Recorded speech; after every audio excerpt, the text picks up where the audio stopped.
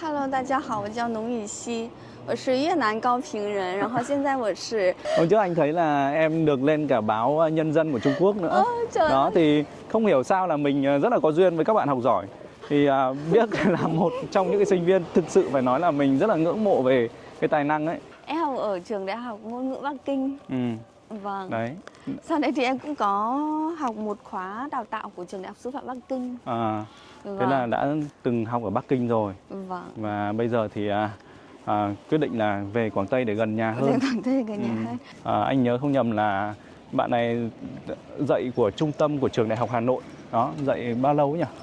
Em Khoảng... dạy cũng có ngắt quãng, cũng có thì tính ra cũng tầm khoảng 3-4 năm đấy. 3-4 năm rồi cơ. Từ 2021. Tức là không chỉ là đi ăn ở căng tin đâu mà đôi khi là còn phải mua đồ về để nấu ăn nữa. Đây là của em đấy á? Vâng. Một cái này. Kia có một cái bảng rất là lớn này. Nhà kỷ niệm các trường học Việt Nam đây. Đó. Thưa quý vị khán giả là cái công trình này đây.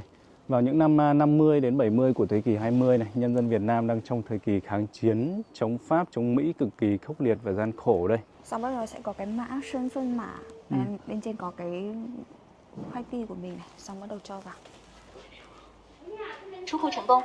Hiện đại nhỉ?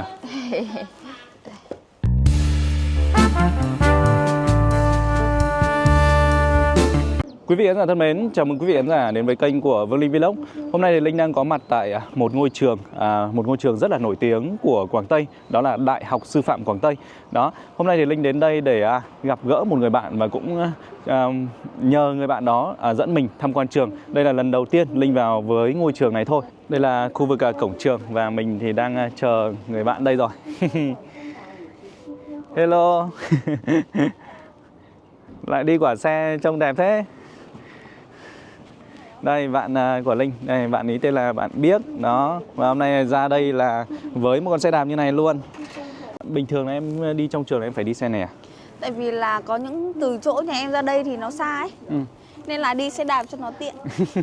Đi lấy khoai ti thì này. Đây là người bạn của Linh đó, và bạn ấy thì đang là nghiên cứu sinh thạc sĩ ở bên trường này nhỉ? Dạ vâng. Bây giờ em dẫn anh đi tham quan trường nhá. Ok. Hay là mình đứng ra chỗ nào sáng xong em giới thiệu về bản thân một tí được không? Nói tiếng Trung. Nói tiếng Trung. Chỗ nào đây? Đứng đây đi cho nó anh muốn sáng. nói thế nào? Em cứ giới thiệu là em là tên gì này, hay là em đang học gì ở đây hay như nào đấy. Hello， 大家好，我叫农雨熙，我是越南高平人，然后现在我是研一，是一名研究生，我所读的专业是国际中文教育。Là gì vậy? Vừa rồi là em vừa nói gì? Em nói là em là người Cao Bằng Việt Nam và bây giờ em đang là du học sinh ở đây.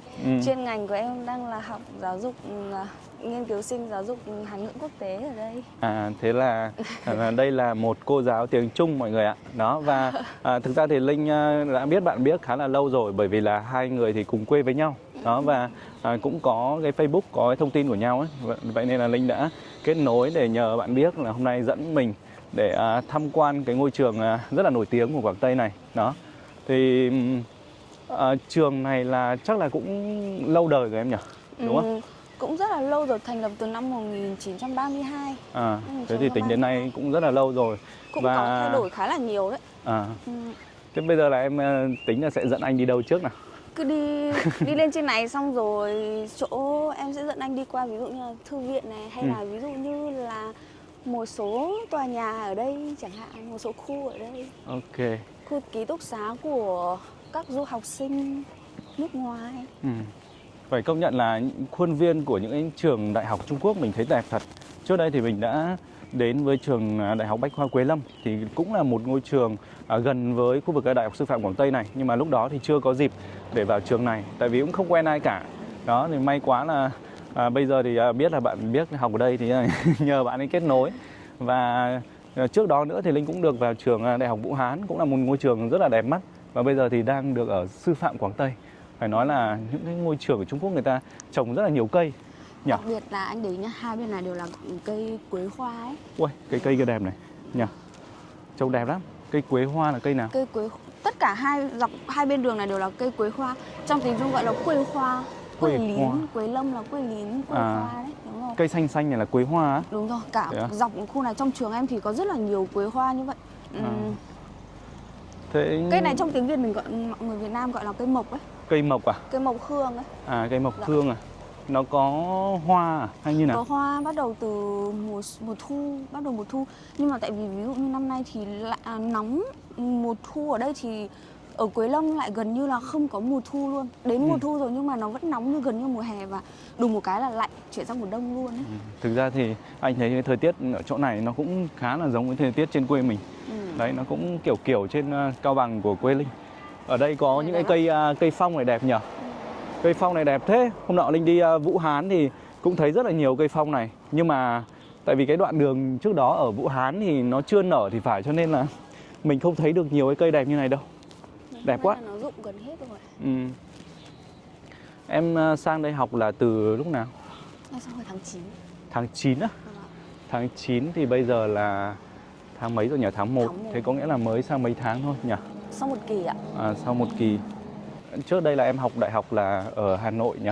Vâng, em học ở Hà Nội. Học trường gì nhỉ? Em học trường xã hội và Đại học Khoa học Xã hội Nhân văn của Đại học Quốc gia Hà Nội. Thế là lúc đấy cũng học chuyên ngành tiếng Trung luôn à? Không, hồi đấy là em học ngành xã hội học, ngành công tác xã hội. Công tác xã hội. Học. Thế thì sao lại tự dưng lại chuyển sang học tiếng Trung?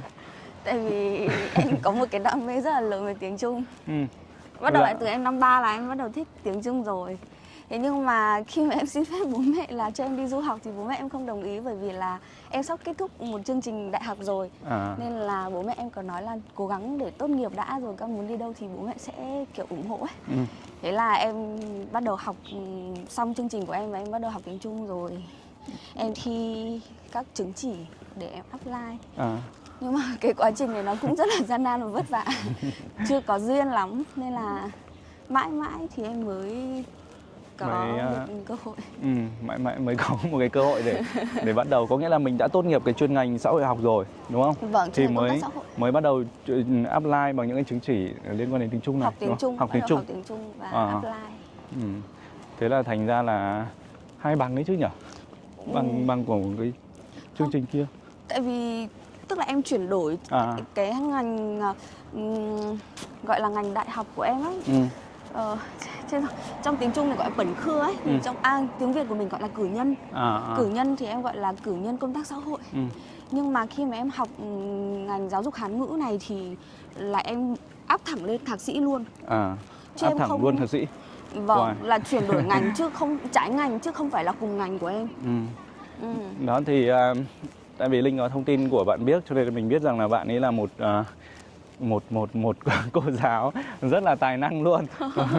Bây giờ thì ở bên này thì là sinh viên, nhưng mà trước đấy thì bạn ấy cũng đã giảng dạy tự dạy với cả dạy ở trung tâm, đúng không? Vâng, là em dạy của anh nhớ không nhầm là bạn này dạy của trung tâm của trường Đại học Hà Nội. Đó, dạy bao lâu nhỉ? Em dạy cũng có ngắt quãng, cũng có, thì tính ra cũng tầm khoảng 3-4 năm đấy. 3-4 năm rồi cơ. Từ 2021 là bắt đầu em có những cái lớp học đầu tiên ở bên đấy. Xong rồi về thì em cũng có một số công việc khác thì cũng có quay lại.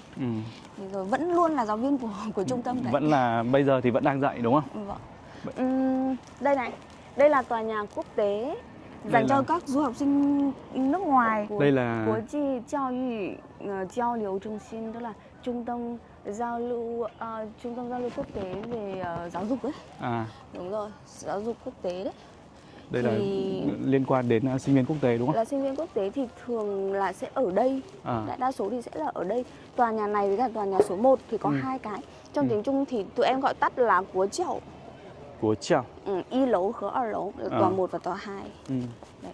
Thì đi xuống dưới kia sẽ là nhà ăn, và đi sang bên đấy sẽ là cổng phía đông. Còn đi xuống dưới này thì sẽ là thư viện. Thế bây giờ mình theo em thì mình đi hướng nào trước? Đi xuống dưới này trước. Ok. Trời hơi nắng một chút mọi người ạ. Đó, nhưng mà là rất là đẹp đấy. Đẹp thật. Tại vì Quế Lâm nó cũng lạnh cơ. Nếu hôm nay bắt đầu có trời nắng ấm như thế thì đấy, cảm giác khi mà ra ngoài ấy, cũng thấy thoải mái hơn nhỉ. Không biết là các bạn này sao lại có mấy cái túi to to này. Chắc là vừa tham gia một chương trình nào đó ở trong trường. Em ở đây là em có hay ra bên ngoài chơi không? Em ít khi lắm tại vì là lịch học của em cũng khá là dày, rồi là đến cuối tuần thì em lại dạy thêm. Chỉ cần em có thời gian trống là em sẽ bù vào công việc của em vào. Nên Đó là thì ít khi ra ngoài lắm. đấy thì hôm trước là biết tham gia một cái cuộc thi gì và đoạt giải nhất đấy nhỉ? Hôm trước anh thấy là em được lên cả báo Nhân dân của Trung Quốc nữa. Trời Đó ơi. thì không hiểu sao là mình rất là có duyên với các bạn học giỏi. Thì biết là một trong những cái sinh viên thực sự phải nói là mình rất là ngưỡng mộ về cái tài năng ấy. Trời ơi, Và anh bạn biết khen là quá. hôm trước rõ ràng là cái chương trình đấy tên gì em nhỉ? Anh quên mất tên rồi. Chương trình đấy là một cái cuộc thi kỹ năng giảng dạy tiếng Trung Kỹ năng giảng dạy tiếng Trung ở của khu vực Quảng Tây. của khu vực Quảng Tây. Và bạn ấy đã đoạt giải nhất luôn mọi người ơi. Có nghĩa Dành cho du học sinh Dành của cho du học sinh. của nhóm du học sinh. Của nhóm du học sinh quốc tế đúng không? Vâng. Thế là quá đỉnh rồi gì nữa. Có rất là nhiều trường tham gia mà mình lại là người đoạt một cái giải nhất của bên Trung Quốc thì thực sự là ngưỡng mộ chứ. Đó. Là về kỹ năng giảng dạy đúng không? Vâng, về kỹ năng giảng dạy tiếng Trung. Tại vì các bạn ấy là chuyên ngành về sư phạm mà. Đúng Sau rồi. này thì bây giờ thì vốn dĩ đã là giáo viên, là giảng viên rồi, nhưng mà bây giờ là đang học cao hơn. Đó. Thế sau này là em có muốn học lên tiến sĩ không? Có chứ. Wow, ước mơ là phải học lên tiến sĩ. Nhưng mà không biết là mình có cơ hội không này. Thế là Tại vì học cũng rất là vất vả. rất là vất vả đúng không? Học lên tiến sĩ xong cái rụng hết tóc luôn.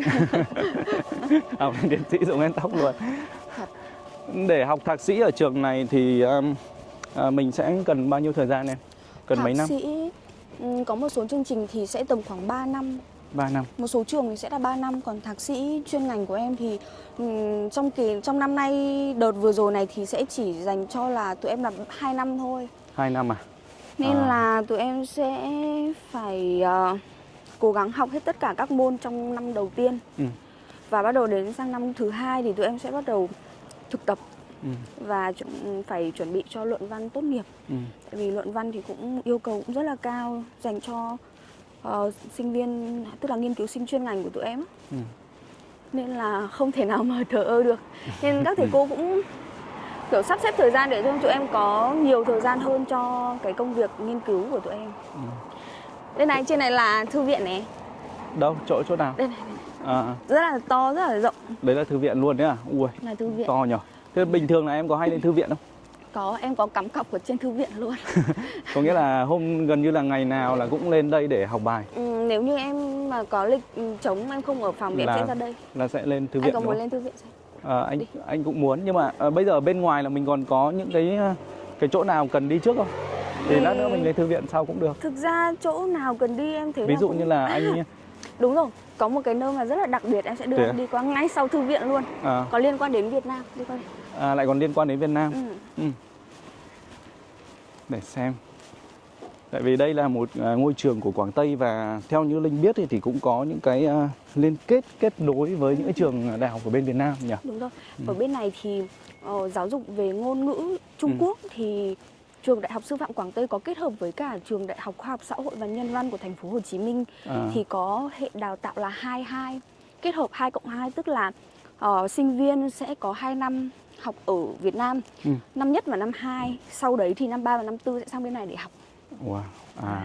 Có nghĩa là học 2 năm ở bên kia, xong rồi 2 năm sang bên này. Đó. Thì đấy là kết hợp giữa hai trường. Giữa hai trường.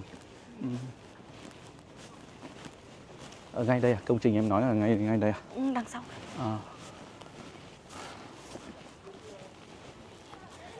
Đây là một cái cửa hàng sách. Đây á? Hiệu sách, Su Pháng.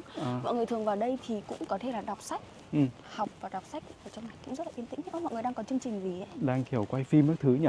Thuyết trình. Đang thuyết trình, chắc đang học, đang họp cái gì đấy. Wow, nghe nắng quá. Học bên này em thấy như nào, có vất vả không? Vất vả. Vất vả lắm đúng không? Nếu như thực sự mình đầu tư nhiều và mình rất là quan trọng cái việc đấy, mình muốn dành thời gian cho nó thì và công sức cho nó thì em thấy là vất vả. Rất là vất vả nhỉ. Bây giờ là cũng gần Tết rồi thì bao giờ thì em được nghỉ Tết? Mùng 10 là em sẽ được nghỉ đấy. Mùng 10 là em có được nghỉ được. Nhưng mà em cũng ở lại một vài hôm thôi mới về. Ở lại để đi chơi à hay gì? Chơi rồi em cũng muốn là tìm hiểu, lên thư viện để tìm hiểu một số, để đọc một số tài liệu để chuẩn bị cho các bài luận văn cuối kỳ. Tại vì bắt đầu từ nghiên cứu sinh thì tụi em sẽ không cần phải thi quá là nhiều, mà hầu như thì tụi em sẽ phải nghiên cứu và viết luận văn. Viết luận văn là chính đúng không? Trong tiếng Việt của mình thì gọi là tiểu luận á. Thì em sẽ muốn thu thập hết tài liệu và khung sườn của em, xong đó hết rồi thì em mới về Việt Nam để em viết thôi. Anh nhìn này, Đây là gì? đây là những cái con đường ở trong trường. Nó đặt tên đúng không? Chí Xiến Lu. Chí Xiến Lu. Những cái con đường như vậy ấy, thì thường hay đặt tên theo những cái câu nói của Khổng Tử. Tức là Khổng Tử dạy mình thế nào đấy. Đó. Đặt tên theo những cái câu nói như vậy. Cái chỗ đằng trước này có phải nơi em nói không? Chỗ này. Bên này. Bên trái à? Thế đằng trước nó là gì? Đây là một cái trung tâm nghiên cứu nghề nghiệp gì đấy, kỹ thuật nghề nghiệp, sư phạm. Mấy cái này em cũng không hay đi qua, tại vì bình thường em sang thì chỉ có ở trong tiếng Trung có một cái câu gọi là san điển y xiển, tức là phòng học, nhà ăn, thư viện. Có 3 điểm này thôi. Là đấy, tụi em. Anh thấy có chữ tiếng Việt này. Đây này. Nhờ. Nhà kỷ niệm các trường học Việt Nam này. Nhà kỷ niệm các trường học đây. Việt Nam. Thưa quý vị khán giả, là đây, anh thấy có một cái dòng chữ tiếng Việt đây. Nhà kỷ niệm các trường học Việt Nam. Đây. Có tiếng Việt luôn. Trụ sở đây chính là cái địa chỉ cũ của ngày trước đấy. Đâu, chỗ nào là địa chỉ cũ? Đây này chính là cái ngôi trường này này. Đây, thưa quý vị khán giả, là cái công trình này đây. Vào những năm 50 đến 70 của thế kỷ 20 này, nhân dân Việt Nam đang trong thời kỳ kháng chiến chống Pháp, chống Mỹ cực kỳ khốc liệt và gian khổ đây. Thì là được sự quan tâm sâu sắc của Chủ tịch Mao Trạch Đông và Chủ tịch Hồ Chí Minh, thì một số trường học Việt Nam được chuyển đến Quảng Tây và đã nhận được sự giúp đỡ vô tư tận tình của nhân dân Trung Quốc. Đó. Đây, các học sinh những trường này đã trở thành người dục tài thế hệ đầu tiên. Từ năm 1951 đến 1958 tại Nam Ninh, Quế Lâm và Lư Sơn, các trường học như khu học xá Trung ương, trường thiếu nhi Việt Nam lần lượt ra đời. Lúc đó lấy tên là trường dục tài. Tổng cộng là có khoảng 10.000 cho đến 12.000 học sinh, sinh viên Việt Nam đã được đào tạo ở đây, đúng không? Trong cái thời kỳ đấy, trong cái thời kỳ từ 1950 đến 70 nhỉ. Đây có một số trường, ví dụ như là các trường học như trường Thiếu Sinh Quân Nguyễn Văn Trỗi, trường Nguyễn Văn Bé, trường Võ Thị Sáu và trường Dân tộc Trung ương đã được đặt tại Quế Lâm với tên là trường mùng 2 tháng 9. Đây đào tạo khoảng hơn 5.000 học sinh. Những học sinh này tự cho mình là người dục tài thế hệ thứ hai. Đó. Các trường được nêu trên đã đào tạo hơn 10.000 cán bộ xuất sắc cho Việt Nam, góp phần quan trọng trong cuộc kháng chiến. Đó.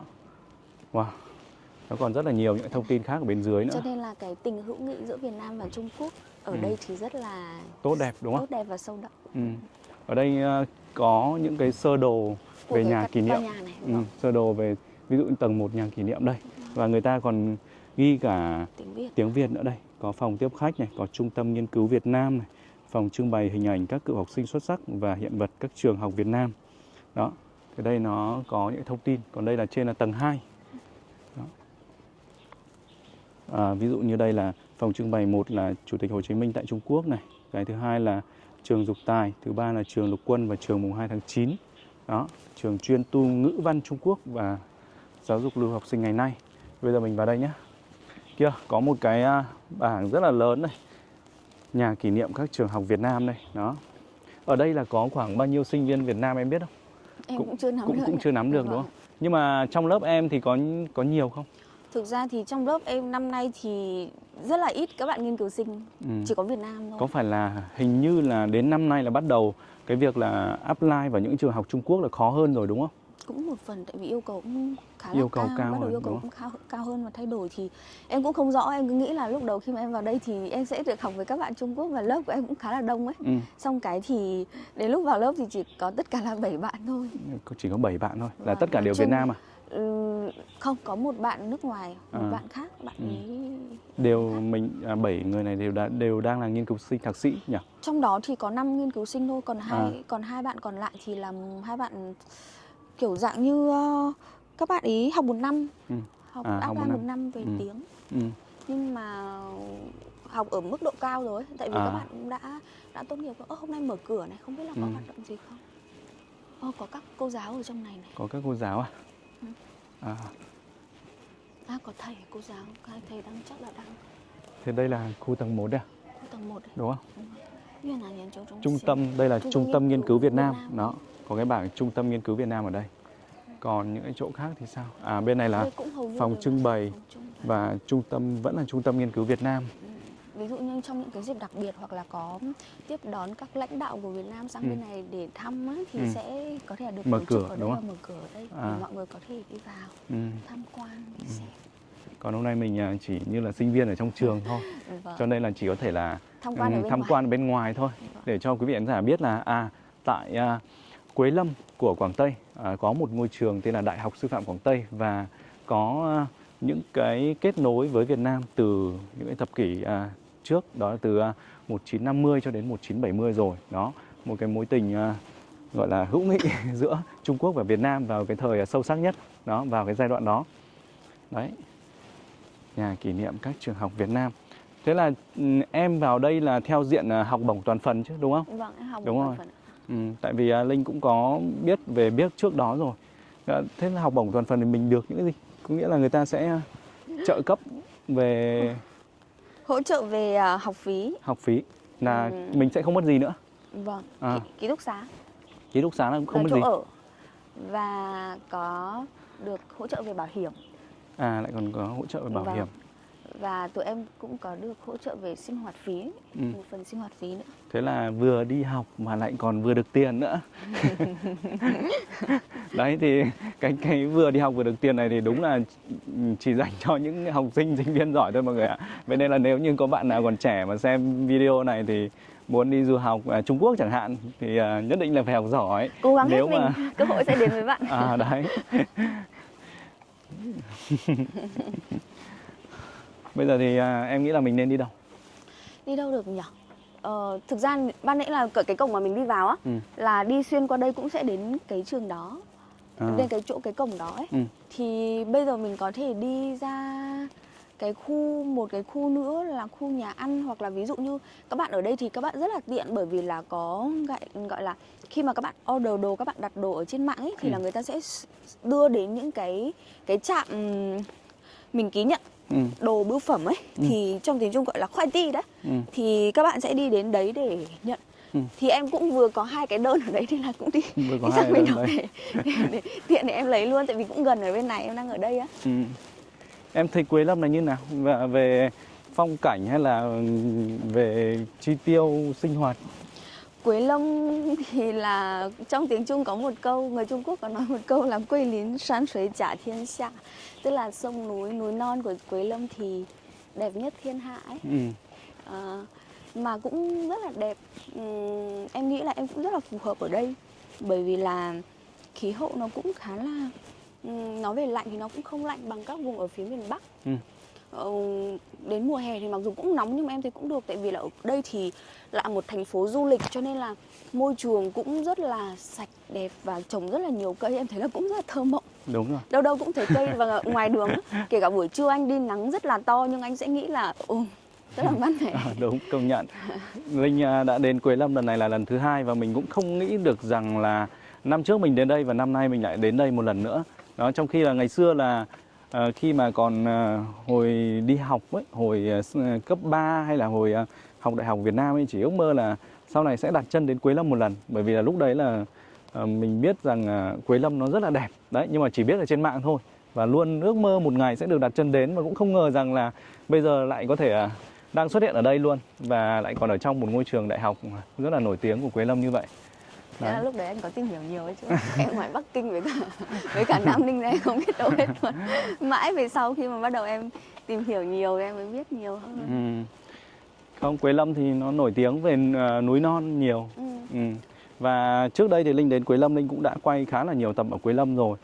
Mình đã đến ví dụ như là đi xung quanh ở trong thành phố này này, ngắm nhìn những cái gọi là con đường hay là những cái hàng cây của thành phố. Sau đó thì Linh còn đi đến cả gọi là một nơi gọi là Dương Sóc đó. Dương Sóc là một cái nơi mà có rất là nhiều những cái du khách đến hàng ngày luôn, và kể cả những cái du khách phương Tây, đấy, cực kỳ nhiều luôn đó. Và công nhận là Quế Lâm là một nơi mà xứng đáng để du lịch, núi non kiểu thế, núi non sông nước. Và cái cảnh ở Quế Lâm này thì đó, Linh trước đây Linh cũng từng nói rồi, đó là nó có nhiều nét giống với trên quê mình, đó là Cao Bằng. Đó, thì quê Linh cũng chính là quê của bạn Biếc luôn. Đó.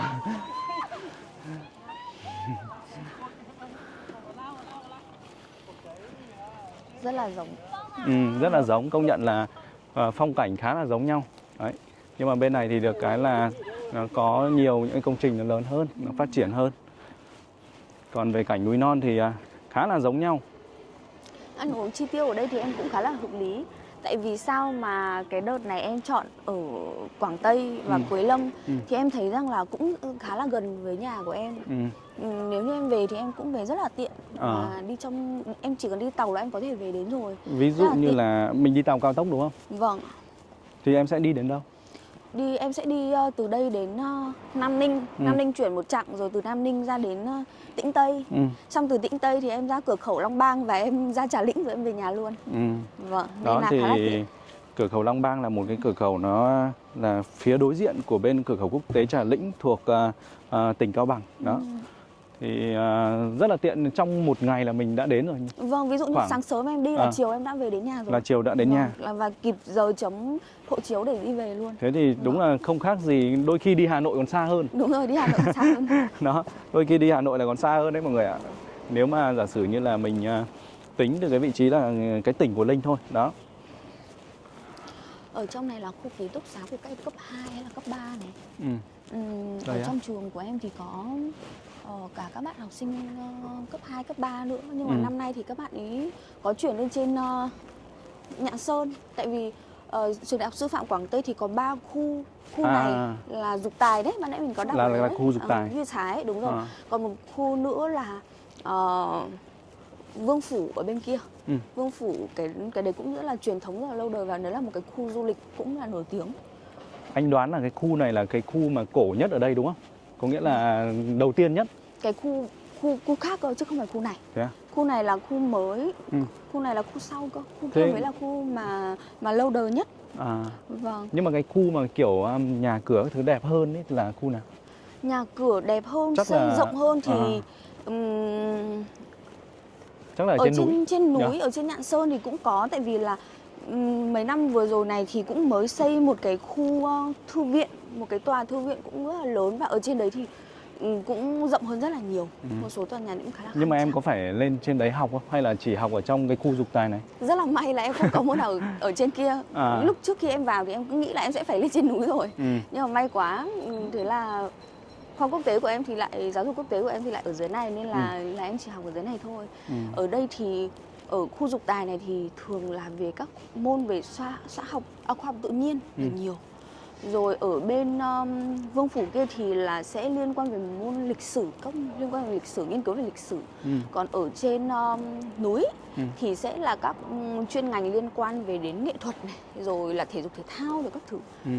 Thực ra là môn văn học này kia cũng là ở trên đó đó. Là trên đó hết đúng không? Nhưng mà cũng có chuyển sang bên này. Đây này, cái khu khoai ti của em ở dưới kia. Có nghĩa đây là nơi lấy đồ á? Vâng. Em đặt đồ trên mạng là mình sẽ lấy đây đúng không? Vâng, người ta sẽ ship vào đây. Đấy thì đây là một cái điểm lấy đồ của những bạn sinh viên ở trong trường.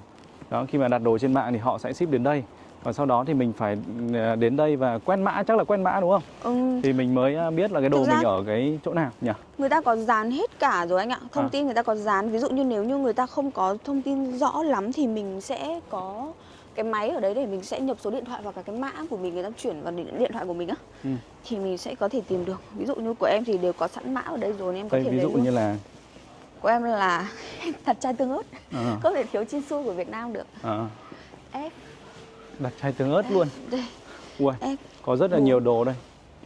F4 09 009 09009. Cái này là mình phải tự tìm đấy, chứ không có 09 009 đây. Có nghĩa là mình nhìn như nào để biết là cái này nó ở chỗ này em? Đây này nhá, Ví ở dụ? đầu nó có cái chữ F đúng không? Thì đây. đây này. Mình xem từ đây nhá. Đây. Đây là nó có chữ F này đúng Đây không? là có chữ F ở đây. Rồi, đây ok. xong rồi anh nhìn nhá, có F của mình đây rồi đúng không? Nó gạch là F4. Thì ví dụ trên là F1, F2, F3 và dưới là F4. Đó. Xong bắt đầu mình cứ lựa theo cái số mã của nó cho thôi này, F002. Và xem ở bên trong này, ví dụ xác minh thông tin thì em là ủy si thì em có cái chữ ủy ở đây và đuôi của em ở đây. Một cái nữa, một cuốn sách là L. Để giúp cầm cho. Em cảm ơn. À bên này.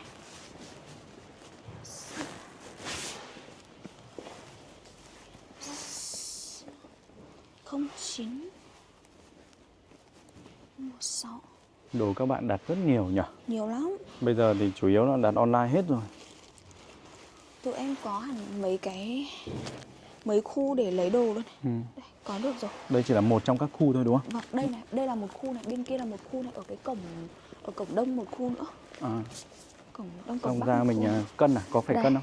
Không Tự anh cân ạ. đúng không? Đây này, cái này là miễn phí, tụi em sẽ không phải mất phí đâu. Đây này em chỉ cần quét. Ví dụ cái này là pin tu để quét mã, em sẽ quét cái mã này. Ê, không có mã, sorry.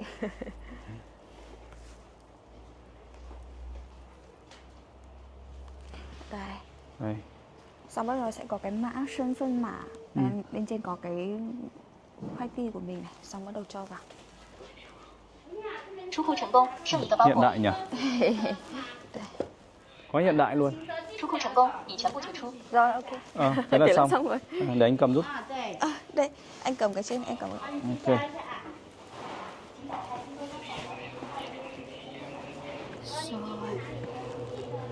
Wow, nắng quá. Bây giờ mình đi đâu nhỉ? Gần hết rồi đấy. Tại vì là những cái khu các khu khác thì hầu như là em đều không quen. Một số tòa nhà thì em đi học thì em sẽ đi đến đó thôi, còn lại thì không có cái việc gì thì em cũng không có hay đi qua những cái tòa nhà đấy, tại vì cũng chả liên quan gì đến cái chuyên ngành của em mà đấy. Nên là em cũng không có quá là nhiều cái để giới thiệu. Vâng. Thì trước đây khi mà Linh quay những cái nội dung ở Quế Lâm ấy thì cũng có khá nhiều khán giả bình luận ở trên kênh của Linh rằng là hãy đến trường Đại học Sư phạm Quế Lâm để quay đi, bởi vì là Đại học Sư phạm Quảng Tây để quay đi.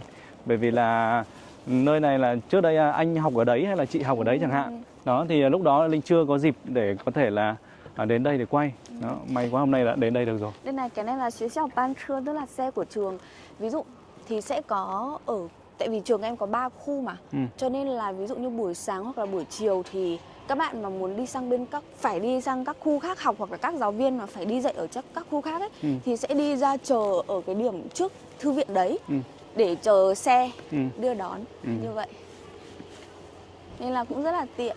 Trước đây là em hình như là đã từ cấp 3 là đã bắt đầu không học ở Cao Bằng rồi đúng không? Vâng, em học ở Hữu Nghị 80, trường dưới Hà Nội, Sơn Tây Hà Nội. Đấy là mình cũng phải là học bổng hay như nào? Vâng, cũng rất may mắn là em cũng đỗ học bổng.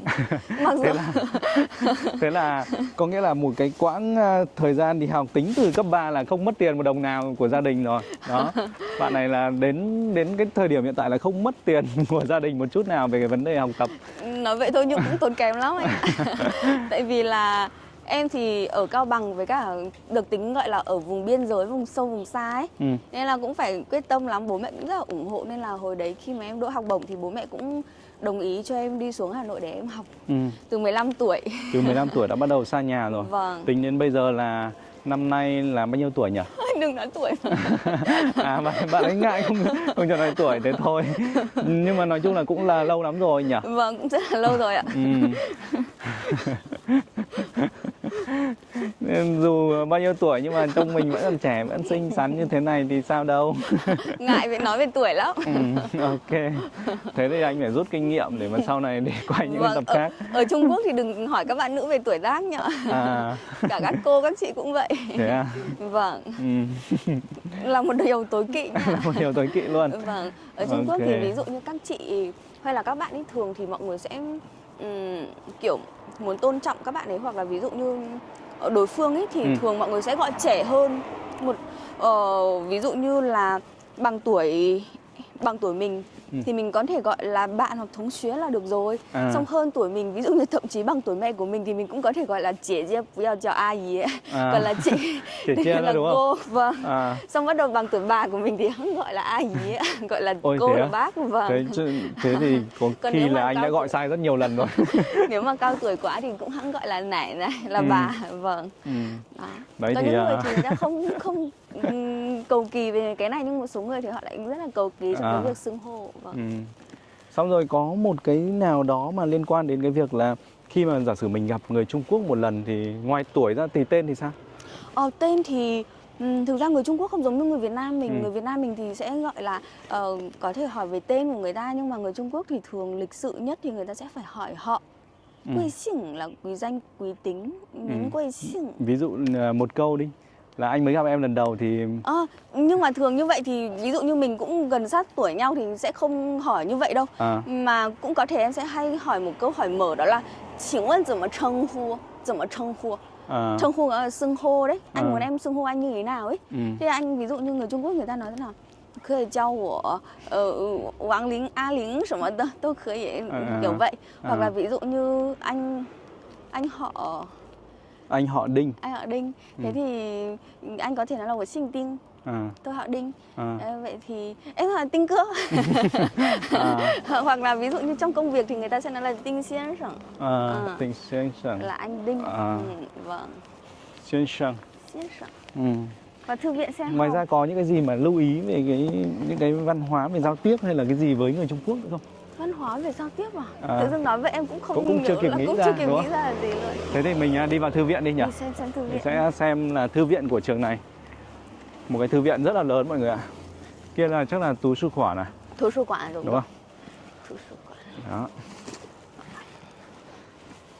Thư viện nào nó cũng thật là to. To lắm, ở bên này người ta rất là quan trọng với cả đặt cái việc giáo dục học lên hàng đầu tiên. Nhưng mà anh nghĩ là tầm này vắng bởi vì là mọi người đã về quê nhiều rồi. Em cũng không rõ, tại vì hôm qua hôm kia là em chạy sang đây để em lấy cái cuốn sách của em thì đi vào thì mọi người full hết luôn, em khá bất ngờ ấy. Hôm nay thì không biết là có đông hay không. Nhưng mà thường thì mọi người sẽ ở... Hôm trước anh vào thư viện của trường Vũ Hán ấy, là anh thấy mỗi người cầm một cái quyển sách hay quyển sổ gì đấy là cứ đi xong rồi đọc thuộc lòng. Vâng. Thì bên này có thế không? Bên này thì cũng không lắm, tại vì chắc là tùy ngành. Vâng, bên này ngành thì liên quan đến ngành khoa học khá là nhiều. Khoa học tự nhiên cũng khá là nhiều. Nhưng mà anh có vào được không nhỉ? Tại vì anh thấy có phải quét mặt. Đi. Em cũng không quét đâu mà, tại vì là mặt của em em không biết tại sao. Đi chậm.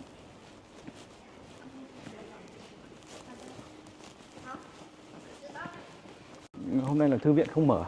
Quên mất, đó là hôm nay là thứ 6, cho nên là bắt đầu từ chiều 12h30, 14h30 thứ 6 bắt đầu đi là đóng cửa để mọi người dọn dẹp. Để thu dọn ấy. Xong rồi ngày mai thì hình như là sẽ lại phải tổng dọn dẹp hay sao ấy, chuẩn bị nghỉ ấy. Em quên mất. Thế thôi thì mình lại đi chỗ khác vậy. Đi dạo trong trường, ngắm quang cảnh trường. Trung Quốc thực sự là người ta rất là quan tâm cái việc học nhỉ? Anh thấy là để đỗ được một cái trường đại học danh giá ở Trung Quốc ấy, nó thực sự là rất là khó.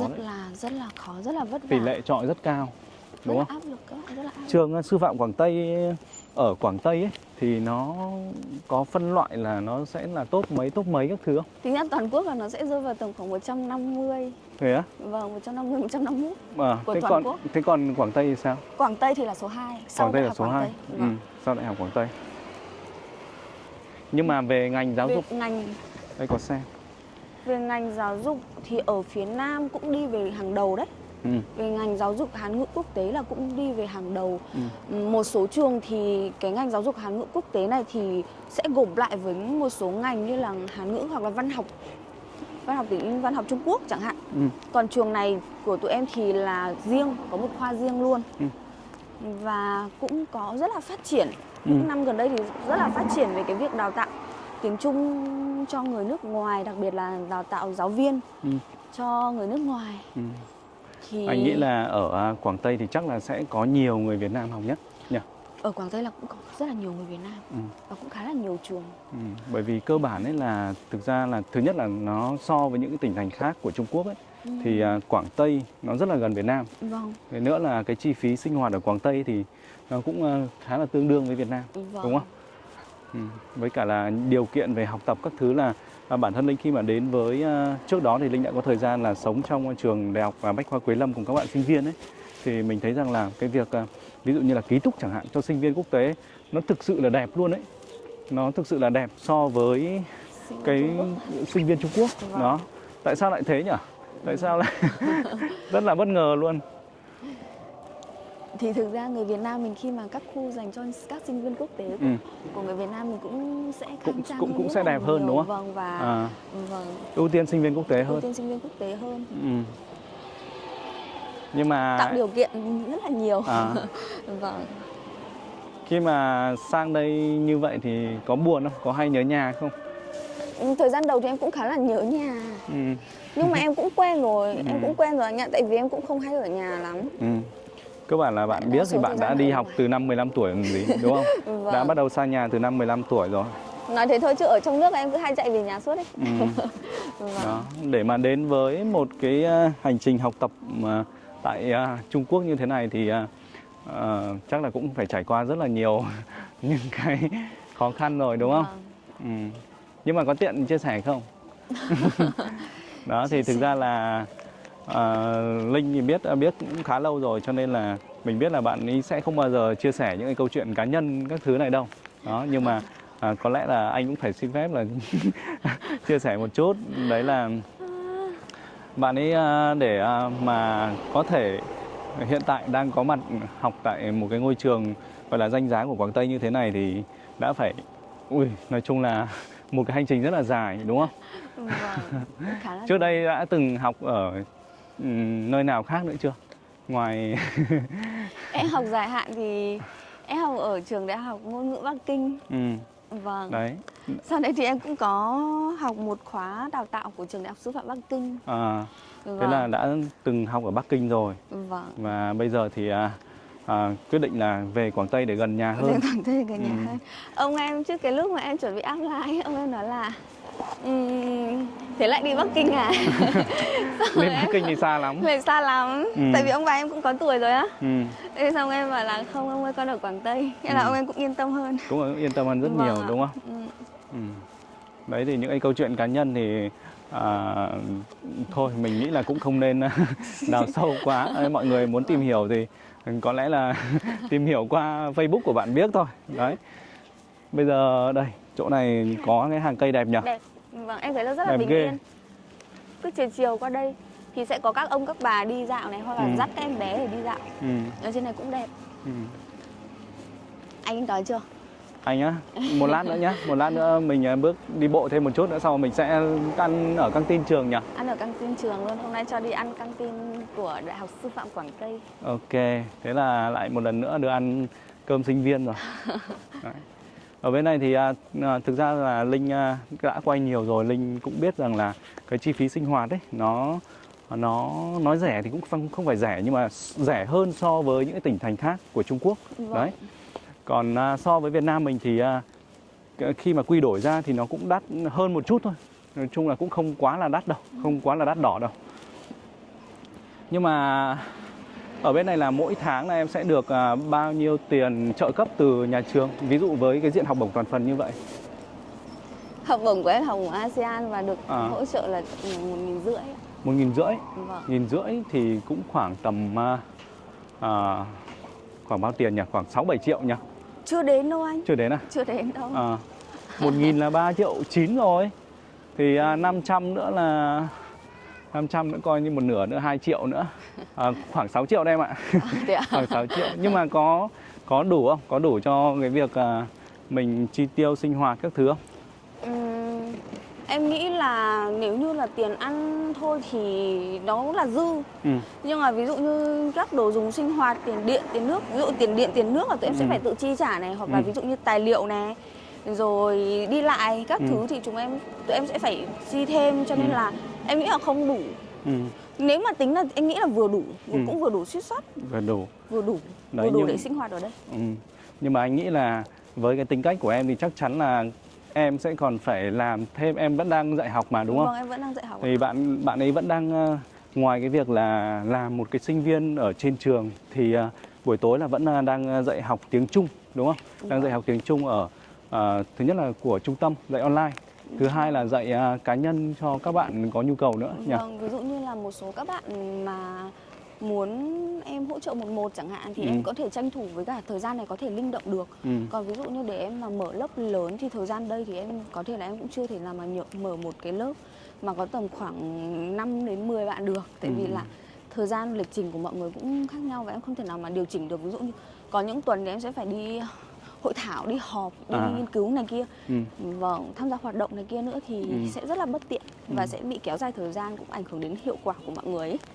Nên là em cũng sẽ chưa nhận. Rất là hạn chế đúng không? Mặc dù là vẫn phải có nghĩa là lo cái sinh hoạt của mình, và anh nghĩ rằng là chắc là em còn phải kiểu như là em với cái tính cách của Biếc ấy thì chắc chắn là sẽ còn muốn lo cho cả gia đình nữa. Trời, đấy cho nên là anh biết nhiều thế. cho nên là chắc chắn rằng là bạn ấy sẽ làm việc rất là chăm chỉ. Ví dụ như là những cái khoảng thời gian này là cái khoảng thời gian của những cái bạn thạc sĩ nghiên cứu sinh ấy, là mọi người bắt đầu được nghỉ rồi.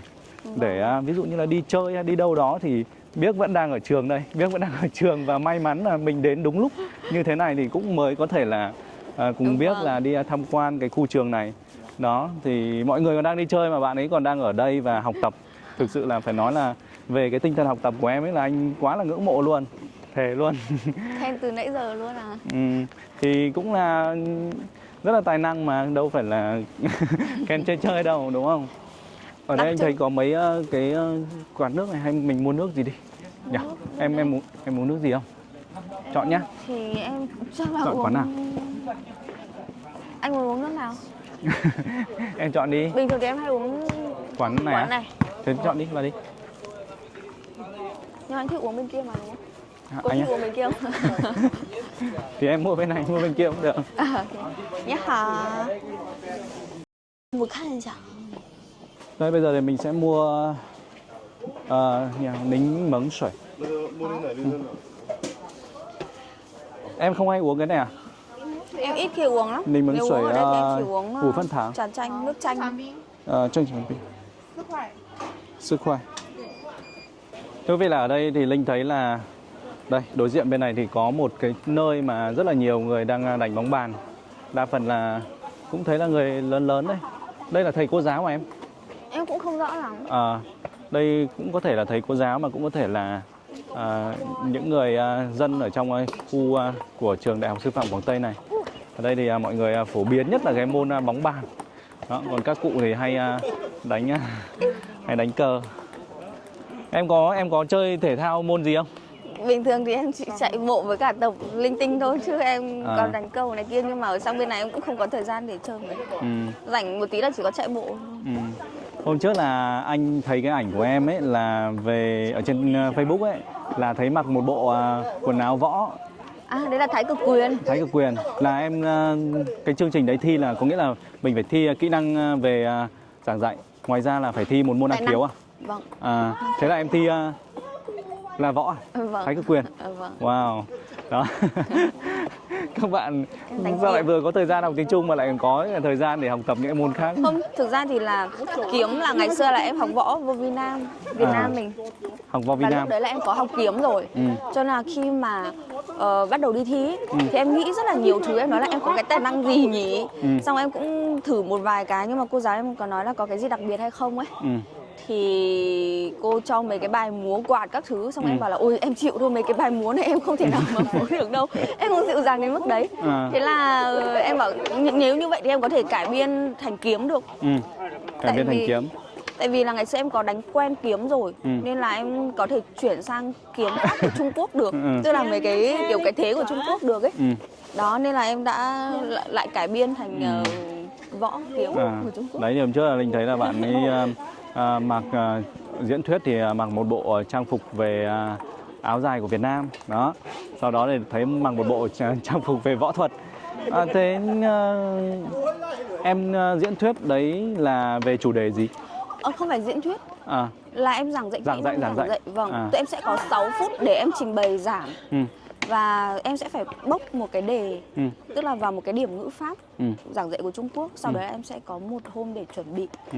và buổi hôm sau là em sẽ phải đi để thi luôn và chỉ có 6 phút ở Thế trên. các thầy cô với cả các học sinh bên này thì em thấy như nào? Có thân thiện không? Mọi người ấy? Ôi, rất là thân thiện, thực sự rất là thân thiện luôn. Thế à? Đặc biệt là về cô giáo, giáo viên, các thầy cô giáo thì em thấy rằng là các thầy cô giáo rất là nhiệt huyết và tâm huyết với học sinh của mình. Riêng về giáo viên hướng dẫn của em là cô rất là tâm huyết và cô dành rất là nhiều thời gian cho học sinh của mình. Đó, và rất là trau chuốt về cái việc giảng dạy. Thì em thấy rằng là cái việc giáo viên ở bên, các thầy cô giáo ở bên này em thấy thực sự rất là tốt và rất là kính nể. Ok, thế bây giờ mình di chuyển đến địa điểm khác nhé. Em còn làm gì ở trong trường này nữa không nhỉ? Lấy đồ Em à? còn Đúng đồ, không? vâng, em còn đồ ạ. Tức là mình lại đi lấy đồ ở một cái chỗ khác. Vâng, một chỗ khác. Chỗ này thì không phải là một cái trạm để tức là kiểu dạng order kiểu vậy đâu, mà nói sao nhở? Từ này em cũng không biết sử dụng từ thế nào cho quen. Tức là nó cũng gần như là một cái điểm khoai tì vậy, cái điểm mà gửi nhận đồ vậy á. Tức là em sẽ rau thịt ý, thì ở trên Pinduoduo á, nó sẽ có một cái mục mới, đó là tua mải chai, tức là cái chỗ đấy là mua rau, rau thịt các thứ. Thì hôm trước là mình mua xong, sáng hôm sau là người ta đã ship đến đây và mình sẽ phải tự đến lấy. Đó. Thì ví dụ như rau thì em hay pin, em hay ghép ở trên đấy thì nó sẽ được giá rẻ hơn. Vâng. Thế là lại mua rau ở trên mạng luôn. Vâng. Xong rồi ship đến trường. Xong rồi mình đi ra chỗ đấy đấy. Vâng. Thế là mua đồ ăn là để mình nấu đồ à? Nấu ăn à? Vâng, để nấu ăn. Ví dụ như có những lúc thì thèm đồ Việt Nam quá thì sẽ nấu. Thế là không chỉ là đi ăn ở căng tin đâu, mà đôi khi là còn phải mua đồ về để nấu ăn nữa. Đây là của em đấy á? Vâng, một cái này. Đậu hàu, icon, nhỉ. Ui, mua nhiều vậy á? Vâng. Thế để anh giúp cầm.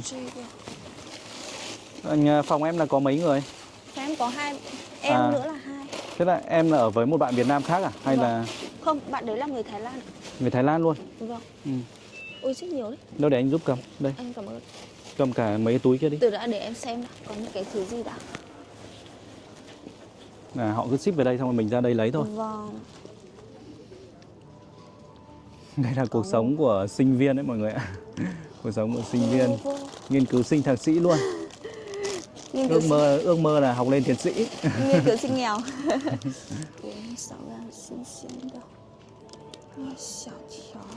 Đúng không? Đúng. Chưa cơ à? 4,000.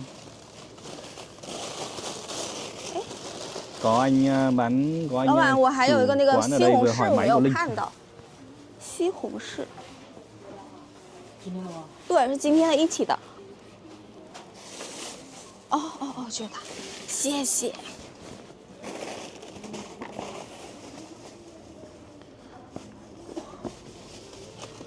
呀，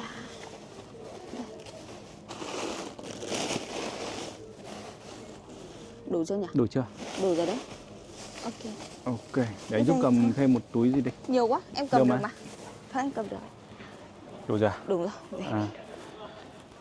Nhưng mà tối nay chắc là dẫn anh đi ăn căng tin nhá.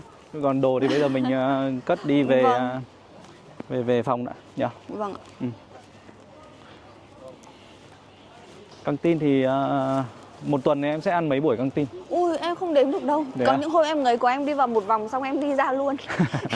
Tại vì không biết ăn gì. Mặc dù đồ ăn rất là phong phú nhưng mà tại vì là bình thường em ăn cũng khá là thanh đạm ấy. Thì ở đây mọi người món rau xào thì mọi người cũng hay cho dầu khá là nhiều nên là cũng sẽ cái kiểu nhìn vào đầu tiên em thấy rằng bóng loáng luôn. Là sẽ hơi sợ rồi ấy. Nhưng mà ăn quen thì cũng được. Ăn quen thì được đúng không? Hy vọng là tối nay mình ăn những cái món đồ ở đây nó sẽ hợp. Nhưng mà dù sao thì ăn căng tin thì chắc chắn là rẻ hơn bên ngoài nhỉ? Vâng, rẻ và cũng rất là tiện, cũng có khá là nhiều lựa chọn. Ok. Ví dụ như cơm của các bạn nữ thì sẽ tầm khoảng 5 tệ thôi. Không phải, tức là 0,5 tệ thôi. Và rau thì sẽ tầm khoảng thịt, có rau có thịt thì tầm khoảng 4,5 tệ đến 6 tệ một món, một suất. Rồi rau thì sẽ tầm khoảng 2 tệ đến tầm khoảng 3 tệ. Đó. Trường em đầy xe đạp. Đầy xe đạp nhỉ? Tại vì cũng khá là rộng ấy, cho nên là các bạn đi lại đi học thì sẽ đi xe đạp ở trong trường. Ví dụ như là ở trên núi ấy, thì sẽ có, ở trong khuôn viên của trường thì sẽ có xe điện, hoặc là sẽ có xe đạp công cộng. Còn ở đây thì mọi người đều hầu như là các bạn Trung Quốc, hầu như là các bạn Trung Quốc thì sẽ đều có một chiếc xe đạp của mình. Anh thấy cái xe kia khá giống với xe em này đúng không? Cái xe vàng vàng này này. Nhiều lắm, em không biết, có thể là các bạn cũng mua online giống như là em. Nhưng mà cái xe em thì anh thấy nó hình như là đẹp hơn, vẫn là đẹp hơn loại này. Vâng, nhiều loại xe lắm anh ạ. Nhưng hôm nọ em bị bắt mất xe, em cũng đi tìm các trường. Đấy à? Vâng. Mất xe là sao? Tức là em để ngay trước cổng, xong em đi lên, xong em đi xuống luôn, em tiện ấy. Nhưng mà chỗ đấy lại không để xe.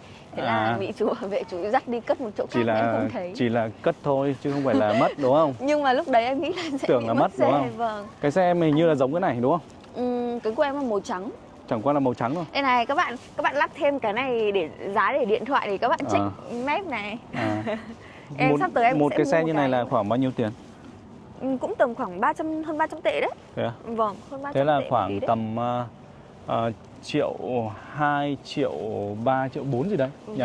Ôi, cái hôm mà em đi lấy ở cái chỗ khoai tây kìa, một cái hộp to đùng luôn, em bị bất ngờ luôn, xong về em phải tự lắp.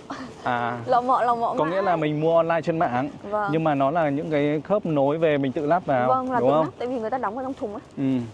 Đây, ở đây các bạn sinh viên Trung Quốc, hầu như bạn nào cũng có xe. Một xe là xe đạp là nhiều. Cơ bản là bởi vì là khuôn viên trong trường nó rộng quá đi. Nếu mà cứ đi bộ như này thì mỏi chân lắm. Thì ví dụ như buổi cách môn á, một môn này học xong thì nó sẽ tầm khoảng giữa môn thì chỉ có 10 phút thôi, nên là đi từ cổng Bắc sang cổng Nam này. Đúng rồi. Không kịp. Đây. Anh thấy ở khuôn viên, ví dụ vào trong ký túc xá là mọi người phải quét mặt như này này mọi người. Đó. Đây là của kể các bạn nữ của Trung Quốc. Kể cả ra hay vào thì cũng đều phải quét mặt. Vâng, hầu như là bây giờ đều như vậy hết. Ok, bây giờ mình đi đến chỗ nhà ăn nhé. Vâng, nhà ăn thì sẽ quay ngược lại ạ. Mấy khu đấy hầu như đều là ký túc xá, khu nhà ở, cũng có khu nhà ở cho các giáo viên. Những cái khu kia đều là ký túc xá? Vâng, ký túc xá hoặc là khu nhà ở của các giáo viên. Các giáo viên cũng sẽ có một số giáo viên sẽ ở trong trường. Có những cái khuôn viên như này hay nhỉ? Kiểu mà muốn ra ngồi hóng mát hay là sưởi nắng gì đấy nhỉ? Thế là đây là họ đang làm gì? Ở đây thì sẽ có những cái hoạt động ấy, đi sang đấy xem đi. Viết chữ. Ở đây thì sẽ có những cái hoạt động trải nghiệm văn hóa hoặc là tuyên truyền một số những cái hoạt động về cộng đồng ấy. Mình thử xem ngay trước một tí nhá, xong rồi đi ăn nhá. Ok. Đang viết chữ này. Anh thử xem nào. Đây là gì nhỉ? Là làm gì? 这个是写对，自己可以自己做的。Có nghĩa là đây là mình cái này là có thể kiểu in ấy anh. Đây này mình chỉ cần cho vào xong bắt đầu mình sẽ quét cái đấy lên. Mình cho cái hình ảnh ở trên này á. Đây này anh quay anh xem bạn đi. Sẽ thành cái chữ đúng không? Đúng rồi, chứ không phải là viết. Có nghĩa là có cái khung sẵn rồi. Có cái khung sẵn ở đây rồi và sau đó là họ sẽ hảo的, 谢谢. Em có hay em hình như là anh thấy là em cũng thích viết về mấy cái thư pháp cái thứ mà đúng không? Cái đấy gọi là luyện chữ thôi anh ạ. Đây là căng tin rồi. Đúng rồi. Đây thì bây giờ thì chúng ta sẽ vào căng tin mọi người nhé. Thực ra ở đây nó sẽ có một cái khu rất là rộng, đi sang bên này, anh có thể đi sang bên này trước cũng được. Ok, em dẫn anh đi.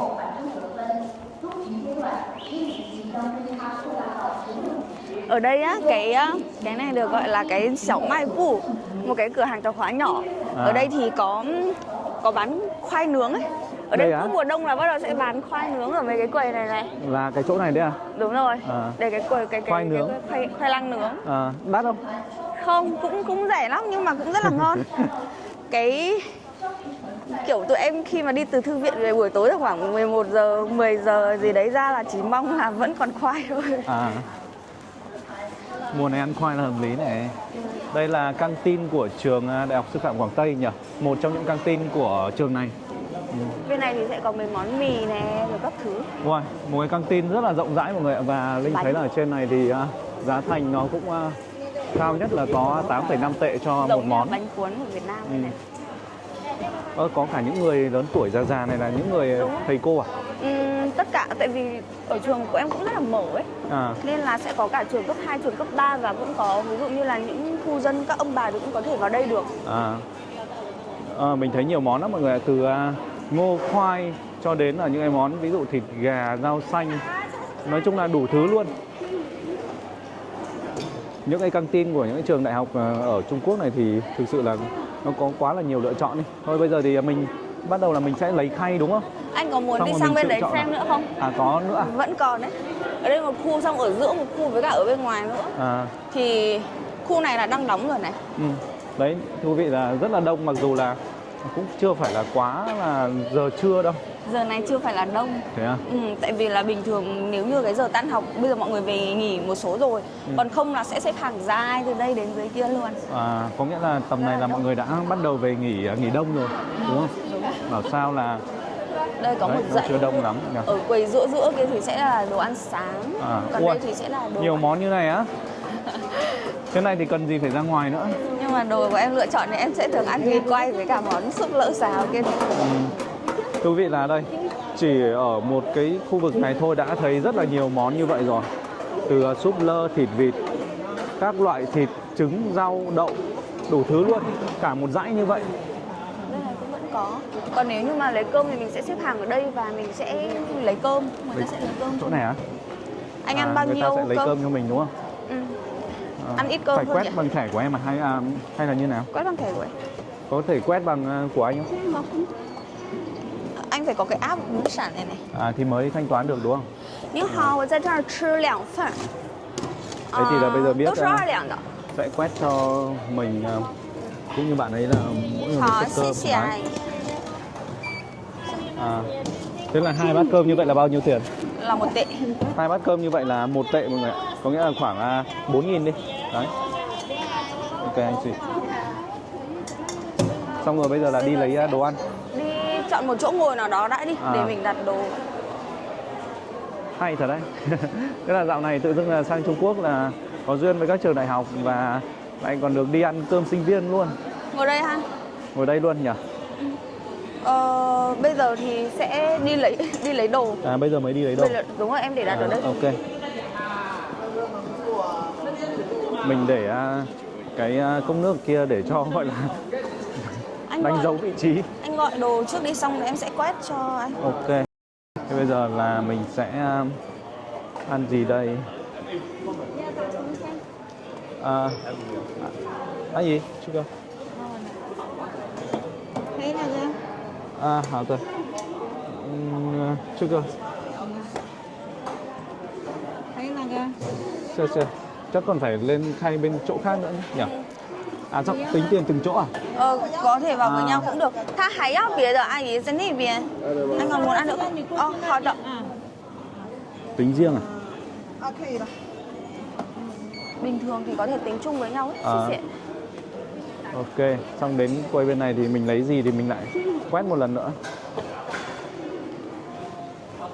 Ui, có súp lơ ngon này.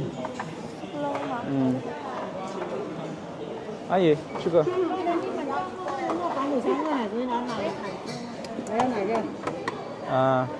Chưa cơ.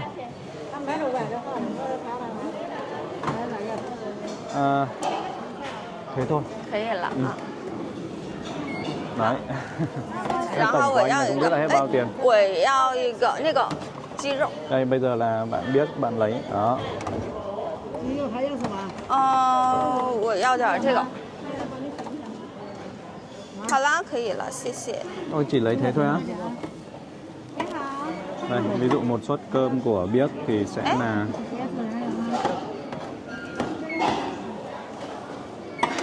hết bao tiền? 7 tệ. Của em là hết 7 tệ.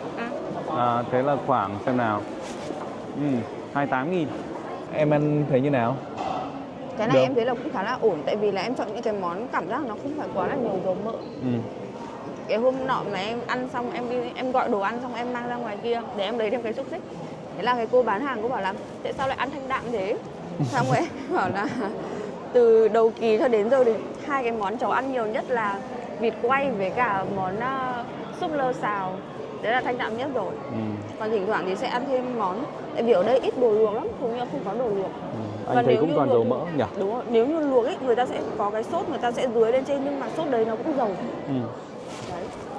Nên là không quen lắm. Một số bạn Việt Nam mà quen ăn thanh đạm rồi, đồ luộc ấy, thì sang bên này sẽ không quen. Tình hình là mình thấy là bạn Biếc này ăn thanh đạm thật, cho nên là rất là muốn mời Biếc là buổi chiều hay là buổi tối nay nếu mà còn có thời gian thì chúng ta sẽ cùng nhau đi trải nghiệm ẩm thực ở Quế Lâm nhỉ. Trước đây là em để apply vào trường này ấy, thì cần những yêu cầu như thế nào, giấy tờ các thứ ấy? Cái lúc mà tụi em apply thì hồ sơ của em là em có HSK6, HSK cao cấp. Rồi cần bảng điểm của bậc cao nhất mà mình đã từng học của em thì bậc đại học. Sau đấy là bảng kế hoạch học tập, thư giới thiệu của giáo sư, phó giáo sư. Wow. Đó.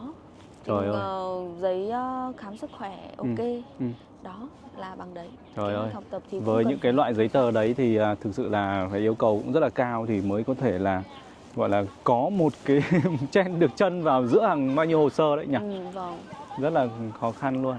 Và đây, khi mà đứng ở đây thì quý vị khán giả hãy nhìn xem, bạn biết có một cái mái tóc xoăn xoăn và thực sự là có nhiều người bảo em là giống người Trung Quốc không? Ở đây á thì là có một cô giáo, tại vì là ở trung tâm hỗ trợ sinh viên quốc tế á thì là có một cô giáo là người Việt Nam. Thế là hôm em chào cô á, em chào cô bằng tiếng Việt. Cô bảo, ôi trời ơi, là người Việt Nam hả?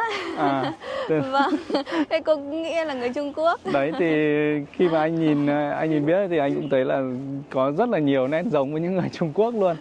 Và chắc là cũng nhiều người nói như vậy rồi nhỉ? Cũng khá là có. Thì là thậm chí em đi lên lớp ấy, thì cô giáo của em nói rằng là cô cứ nghĩ em là, nếu như mà không nói em là sinh viên quốc tế thì sẽ nghĩ em là người Sơn Đông Trung Quốc. Em bảo em không có khẩu âm nào của Sơn Đông Trung Quốc cả, nhưng cô bảo ôi nhìn cô thấy rất là giống người Sơn Đông Trung Quốc. Nếu khi mà nói đến cái vấn đề khẩu âm này thì hay là em thử ví dụ một cái từ nào đấy đi, trong ví dụ Quảng Tây như nào hay Quảng Đông như nào, xong rồi cái vùng người Bắc thì nói như nào, người Nam nói như nào? Thực ra em thì em không có khẩu âm của người miền Nam cho lắm. Khẩu âm của em thì thiên về phía miền Bắc nhiều hơn, hay là âm kéo lưỡi rồi này kia ấy. Còn phía Nam thì người ta sẽ nói chậm hơn một chút. Ví dụ một từ nào đấy được không? Một từ nào được nhỉ? Ví dụ gì nhỉ? Ví dụ từ xin chào nó có ra được không? Có nghĩa là nó rất là khó. Vâng, từ xin chào. Ăn cơm chưa? Ăn cơm chưa đi. Như hỏi chứ phát là mày. Là đây là khẩu âm ví dụ như chào bạn và bạn đã ăn cơm chưa, kiểu vậy, như là ở phía Bắc thì người sẽ nói như vậy. Còn phía miền Nam thì có thể là người ta sẽ nói chậm rãi hơn, nhỉ chưa phát là mà. Bạn nói to hơn một chút được không? Nhìn chưa phát là mà. Là tiếng kiểu là của miền Nam. Còn miền Bắc thì sao? Miền Bắc? Miền Bắc thì sẽ chưa phát là mẹ. Chưa phát là mẹ. Chưa phát là mẹ. Đúng rồi. Nghe cũng hay nhỉ. Thế thì có định sau này là có định về Việt Nam làm việc không, hay là tốt nghiệp thì sẽ tìm những công việc ở đây? Em có về Việt Nam chứ. Chuyên ngành của em là giảng dạy tiếng Trung và em muốn là sẽ dạy tiếng Trung cho người Việt Nam. Và nếu như có thể thì em sẽ muốn là dạy tiếng Việt cho người Trung Quốc nữa. Ok. Vì để giao lưu văn hóa mà. Đấy, để kết hợp giao lưu văn hóa nhỉ, thông qua cái chương trình của mình học nhỉ. Vâng, thưa quý vị, trong tập này thì rất là may mắn thì được bạn Biếc dẫn đi tham quan ngôi trường Đại học Sư phạm Quảng Tây. Đó, và cũng biết thêm một vài những cái câu chuyện mà liên quan đến trường, như là ví dụ như là sự kết nối giữa trường Sư phạm Quảng Tây với một vài những trường học của Việt Nam, hay là về những cái câu chuyện mà liên quan đến giữa Quảng Tây và Việt Nam vào những cái thời kỳ 1950 đến 1970 chẳng hạn. Đó. Ngoài ra thì chúng ta đã được đi tham quan một vài những cái khuôn viên của nhà trường, đó, biết thêm những cái thông tin mà liên quan đến việc học tập sinh sống của một bạn sinh viên tại Trung Quốc là như thế nào. Đó. Thì qua tập này thì anh cũng rất là cảm ơn Biếc đã gọi là dành thời gian để có thể dẫn anh tham quan ngôi trường này. Đấy. Thì hy vọng rằng là hay là tối nay nhé, tối nay mình nếu em có thời gian thì mình sẽ cùng nhau đi quay thêm một vài những cái gì mà liên quan đến ẩm thực, đến du lịch đời sống của Quế Lâm chẳng hạn. Đó. Thì Em có lời gì nhắn nhủ đến các bạn sinh viên mà kiểu đang mong muốn mà học tập ở một ngôi trường của Trung Quốc không? Ừm, Thực ra thì những năm gần đây thì cái việc mà những cái suất học bổng dành cho sinh viên Việt Nam của mình bắt đầu sẽ có ít hơn.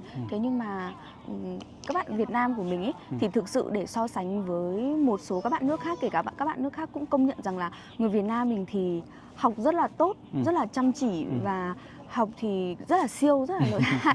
Vâng, và thời gian gần đây thì mình cũng có biết rằng là các bạn, rất là nhiều bạn bây giờ các bạn cũng đang rất là nỗ lực học tập và cũng rất là mong muốn rằng là sẽ có cơ hội để du học Trung Quốc. Thì mong rằng là các bạn cũng sẽ luôn luôn cố gắng học tập và cứ luôn giữ ước mơ này rồi sẽ có cơ hội dành cho các bạn. Đó. Ok, anh Và cảm chúc ơn các em. bạn sẽ gặp nhiều may mắn. Ok, cảm ơn em. Đó thì kênh của Linh thì cũng không chỉ là có những các bạn trẻ đâu mà cũng có rất là nhiều những quý cô chú, anh chị, những người lớn tuổi hơn và có thể là mọi người có những cái mối quan tâm về đời sống và du lịch Trung Quốc nói chung, hoặc là có những người thì biết đâu lại có người thân hoặc là những cái bạn những người con, người cháu đang học ở Trung Quốc chẳng hạn. Đó thì hy vọng rằng là qua tập này thì quý vị khán giả đã có thêm những cái thông tin về một trong những ngôi trường đại học của Trung Quốc. Đó, cảm ơn quý vị khán giả đã theo dõi video. Xin chào và hẹn gặp lại.